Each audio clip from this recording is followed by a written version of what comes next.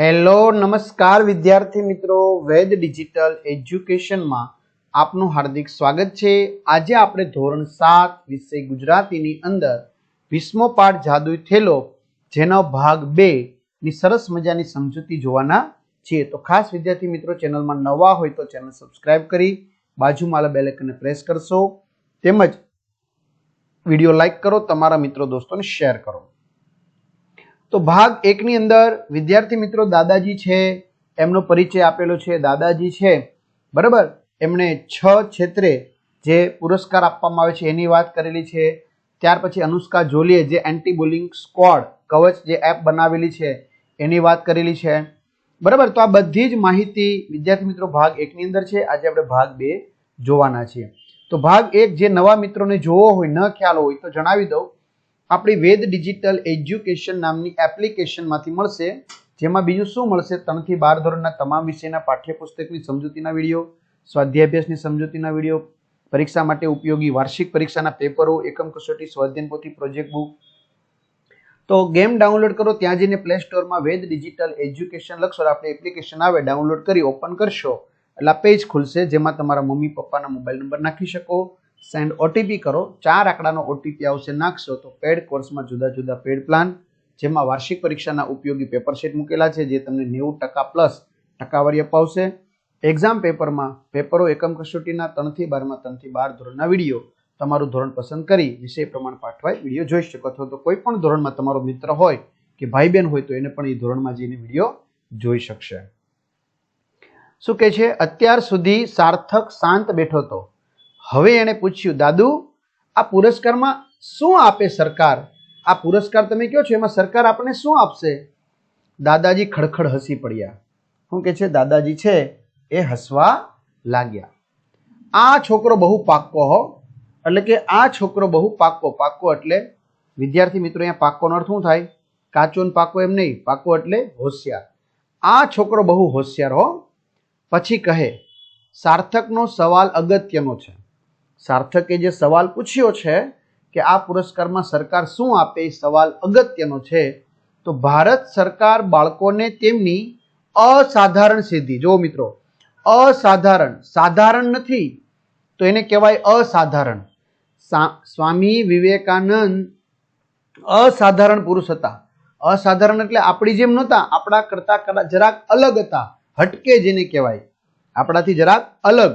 તો એમ બાળકો તેમની અસાધારણ સિદ્ધિ, બરાબર, સિદ્ધિ તો બધા મેળવતા હોય પણ જરાક હટકે હોય, અલગ હોય, તો એવી સિદ્ધિ માટે પ્રધાનમંત્રી રાષ્ટ્રીય બાલ પુરસ્કાર PMRBP, પ્રધાનમંત્રી રાષ્ટ્રીય બાલ પુરસ્કાર એનાયત કરે છે, એટલે કે આપે છે। એનાયત કરવું એટલે આપવું, બરાબર। સાધારણ એટલે કે સામાન્ય રીતે સિદ્ધિ પ્રાપ્ત ન કરી શકાય એવી સિદ્ધિને અસાધારણ સિદ્ધિ માટે પ્રધાનમંત્રી રાષ્ટ્રીય બાલ પુરસ્કાર એનાયત કરે છે, આપે છે। જેમાં પુરસ્કાર મેળવનારને મેડલ, જે આ પુરસ્કાર મેળવશે એને એક મેડલ મળે, એક પ્રશસ્તિ પત્ર મળે, પ્રશંસા રૂપી પત્ર એને કહેવાય પ્રશસ્તિ પત્ર, ₹1 લાખનો રોકડ પુરસ્કાર આપવામાં આવે છે। ₹1 લાખનું શું આપવામાં આવે છે? રોકડ પુરસ્કાર। અને હા, આ બાળકો શાળાનો અભ્યાસ પૂર્ણ કરે, બરાબર, એમનું ભણતર જે છે એ પૂરું કરે ત્યાં સુધી તેમને આર્થિક સહાય આપવામાં આવે છે। આર્થિક એટલે પૈસાની સહાય, બરાબર, સ્કોલરશિપ જેને કહી શકાય, એ આપવામાં આવે છે, એવું દાદાજીએ ઉમેર્યું, એટલે કે કહ્યું। આ તો બહુ જ સરસ કહેવાય, મારાથી બોલાઈ ગયું, મારાથી એટલે કોણ? દિવ્યેશ, દિવ્યેશથી બોલાઈ ગયું, આ તો બહુ જ સરસ કહેવાય, બહુ સારું કહેવાય। આઈ લવ માય ઇન્ડિયા, હું મારા ભારત દેશને ચાહું છું। આઈ લવ માય ઇન્ડિયા, વાહ ભારત સરકાર, વાહ, જય હિન્દ। દાદાજીએ કહ્યું, આ એવોર્ડ ક્યારે શરૂ થયો હતો એની વાત અથથી ઇતિ સુધી કરું। અથથી ઇતિ એટલે પહેલેથી છેલ્લે સુધી, એને કહેવાય અથથી ઇતિ। શું કે છે, આ એવોર્ડ ક્યારે શરૂ થયો હતો એની વાત અથથી ઇતિ સુધી કરું। દાદાજી ચશ્મા ઠીક કરીને વાંચવા માંડ્યા, કારણ કે એની પાસે શું હતું? અખબાર હતું, એટલે દાદાજી ચશ્માને વ્યવસ્થિત ગોઠવી આંખ ઉપર અને વાંચવા માંડ્યા। આ પુરસ્કારની શરૂઆત 1957 થઈ હતી. આ પુરસ્કાર આપવાની શરૂઆત ક્યારથી થઈ હતી? 1957 થી. Indian council for child welfare, જેને કહેવાય ICCW, Indian council for child welfare દ્વારા નેશનલ બ્રેવરી એવોર્ડનું આયોજન કરવામાં આવે છે. Indian council for child welfare નામની સંસ્થા દ્વારા નેશનલ બ્રેવરી એટલે બહાદુર એવોર્ડનું આયોજન કરવામાં આવે છે. આ સન્માન માટે ઉચ્ચ સ્તરીય સમિતિની રચના કરવામાં આવી છે. શું કે છે? આ સન્માન માટે, કે આ સન્માન કોને આપવું એના માટે ઉચ્ચ સ્તરની કમિટી મેમ્બર એટલે કે સમિતિની સભ્યોની રચના કરવામાં આવી છે. આ સમિતિમાં 36 જેટલા સભ્યો હોય છે. કેટલા સભ્યો હોય છે? 36 જેટલા. કે ભાઈ આ એવોર્ડ આપવો એ કોને આપવો એમ. જેમાં રાષ્ટ્રપતિ ભવન, ICCW એટલે કે Indian council for child welfare, સંરક્ષણ મંત્રાલય, સામાજિક ન્યાય મંત્રાલય, IPS અધિકારીઓ, બાળકો સંબંધિત NGO ના સભ્યો હોય છે. બરાબર? સામાજિક સંસ્થાના NGO એટલે શું કહેવાય મિત્રો? સામાજિક સંસ્થાઓ. બરાબર? તો એના સભ્યો હોય. કોના કોના સભ્યો હોય? રાષ્ટ્રપતિ ભવનના, ઇન્ડિયન કાઉન્સિલ ફોર ચાઇલ્ડ વેલફેરના, સંરક્ષણ થાય આપણા દેશનું એનું મંત્રાલયના, સામાજિક ન્યાય મળી રહે એ મંત્રાલયના, IPS અધિકારીઓ, બાળકો સંબંધિત NGO ના સભ્યો હોય છે. જે તે જિલ્લા મેજિસ્ટ્રેટ પોતપોતાના જિલ્લાના પ્રતિભાશાળી બાળકોની કોઈ વાર્તા હોય તો આ સમિતિને મોકલે છે. જે તે જિલ્લાની અંદર જિલ્લા મેજિસ્ટ્રેટ હોય એ પોતપોતાના જિલ્લાની અંદર જે પણ કાંઈ પ્રતિભાશાળી બાળકો હોય, બરાબર, તો એમની વાર્તા આ સમિતિને મોકલે છે.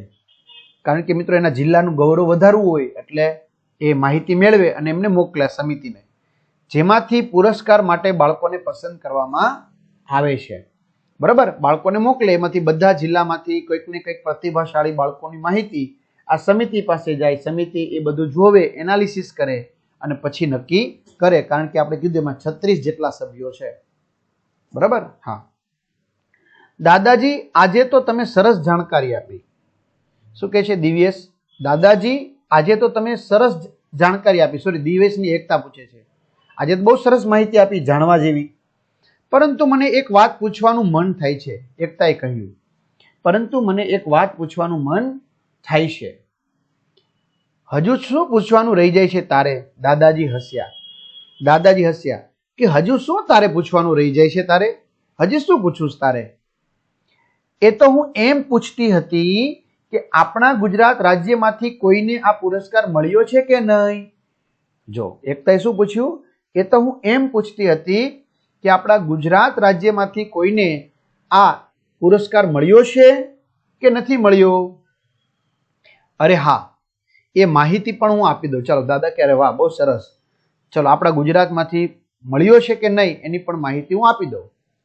દાદાજીએ કહ્યું, ગુજરાતમાંથી અત્યાર સુધી ઘણા બાળકોને આ પુરસ્કાર મળ્યો છે. જો ગુજરાતની અંદર ઘણા બધા બાળકોને આ પુરસ્કાર પ્રાપ્ત થયો છે.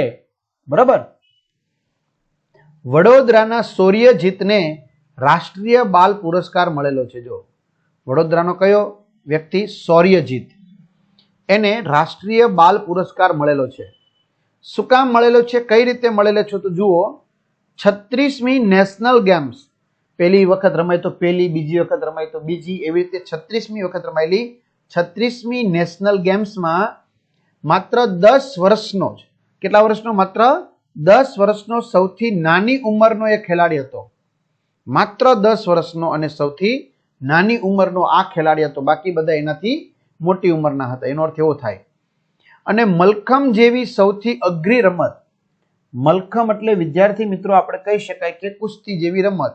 બરાબર? એટલે આપણે એને મલખમ જેવું કહી શકાય. તો મલખમ જેવી સૌથી અઘરી રમતના પ્લેયર તરીકે, એક રમતવીર તરીકે તેણે એન્ટ્રી પ્રાપ્ત કરીને ઇતિહાસ રચ્યો હતો.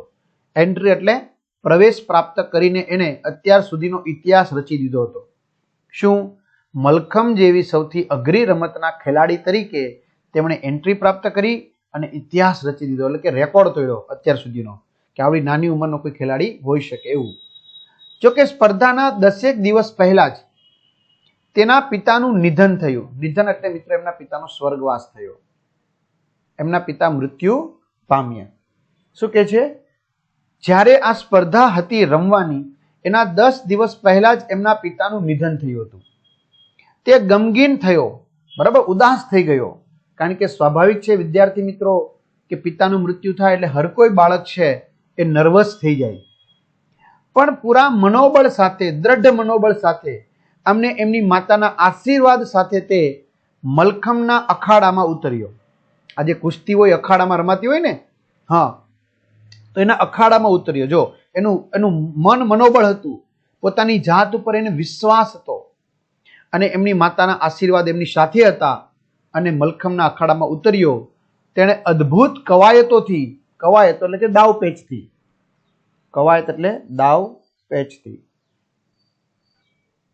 અદ્ભુત કવાયતોથી દાવ પેચથી સૌ કોઈને મંત્રમુગ્ધ કરી દીધા. મંત્રમુગ્ધ એટલે સ્તબ્ધ, મંત્રમુગ્ધ એટલે સ્તબ્ધ કરી દીધા. એને દાવ પેચથી બીજા બધા લોકો જે જોતા હતા, બરાબર, એમને સ્તબ્ધ કરી દીધા.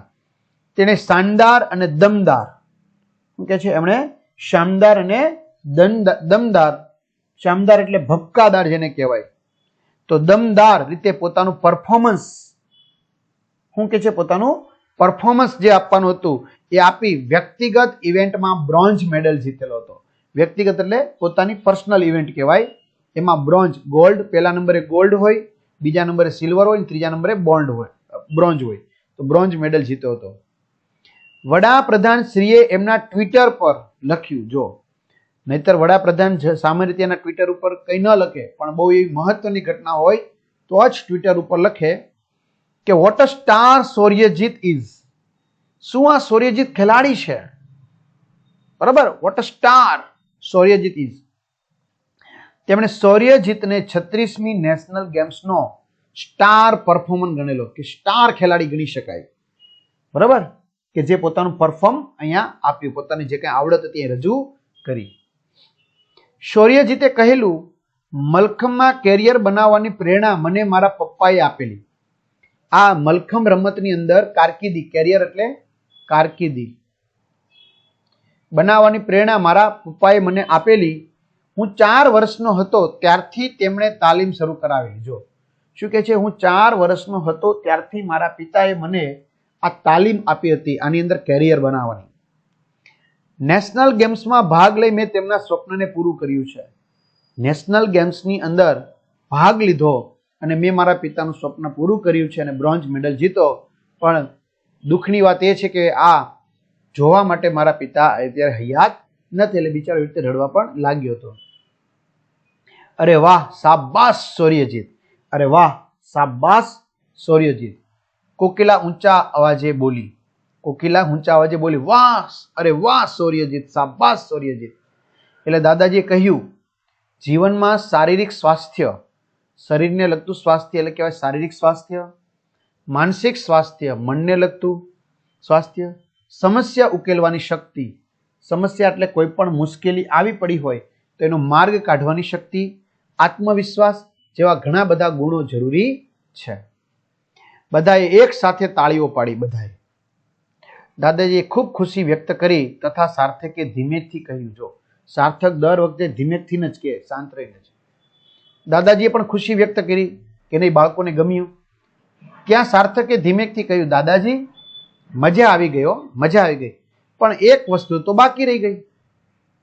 શું કહે છે, દાદાજી તમે આ જાણકારી આપી પુરસ્કારની, એમાંથી અમને બહુ મજા આવી, જાણવા મળ્યું રાષ્ટ્રીય પુરસ્કાર વિશે, બાલ પુરસ્કાર વિશે, પણ હજુ એક વસ્તુ બાકી રહી ગઈ છે.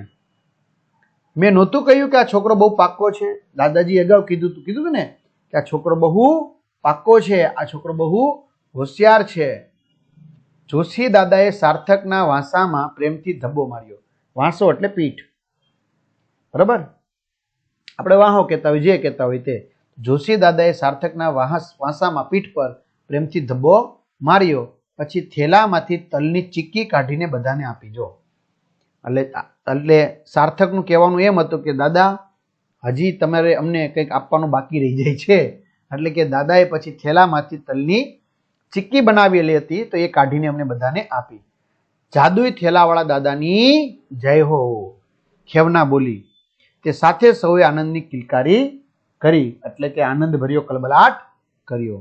તો વિદ્યાર્થી મિત્રો, આ સાથે આ પાઠ પૂર્ણ થાય છે. ચોક્કસથી કમેન્ટ કરજો આ વિડીયો તમને કેવો લાગ્યો. ચેનલમાં ન હોય ચેનલ સબસ્ક્રાઇબ કરો, વિડીયો લાઇક કરો, તમારા મિત્રો દોસ્તોને શેર કરો અને પરીક્ષા માટે ઉપયોગી પેપરો પેડ કોર્સમાંથી મેળવી લો. તો અહીં સુધી રાખીએ. અસ્તુ. જય હિન્દ, જય ભારત.